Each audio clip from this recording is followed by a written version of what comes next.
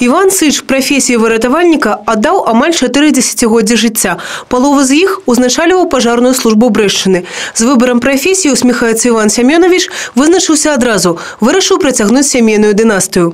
Получив профессию, начинаешь понимать, что это такое, что это служение народу. Служба, по сути дела, это вся является сохранение народного достояния от пожаров, спасение людей в чрезвычайных ситуациях. Поэтому это почетная, во всяком случае, крайне необходимая профессия. З їм згодний Анатоль Мацюхевич. По словах Анатолія Антоновича, заходи служби було різні.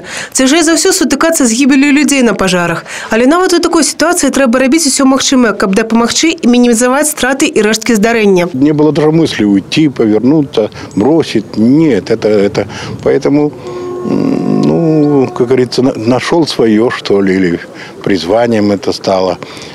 Поэтому у меня все получалось складно. Поменялось многое, все не перечислишь, но люди мы были и остались, и дружим, и служим, и интересуемся, и переживаем. Штогод месцам сустрэчы ветэранаў і супрацоўнікаў МНС становіцца Брэсцкая крэпасць.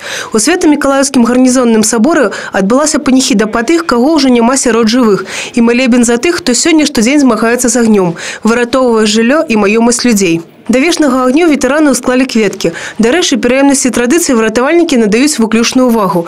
Лічаць, што менавіта гэтая якасць цэментуе, загуртоўвае калектыў. Отрадно, что у нас большая ветеранская организация. И вдвойне отрадно, что она сегодня активничает, работоспособна. Многие ветераны интересуются положением дел, приходят к нам в рабочие кабинеты, так встречаемся в городе, рекомендуют, советуют. Сустрэча завяршылася, а дыалог на карысць справе паміж ветэранамі і сённяшнімі выратавальнікамі прадоўжыўся. Евгений Мороз, Александр Сивицкий, телерадиокомпания «Брест».